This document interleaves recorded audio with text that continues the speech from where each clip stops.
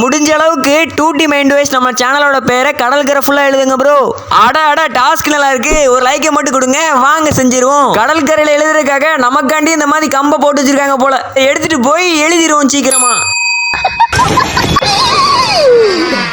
ஐயோ போச்சே. சரி விடுங்க, நடந்து போச்சு. எப்படியாச்சும் இந்த டாஸ்க் கம்ப்ளீட் பண்ணிடணும். அதாவது குட்டி கம்பளை இப்போ எப்படி சூப்பராக எழுதுறேன்னு பாருங்க.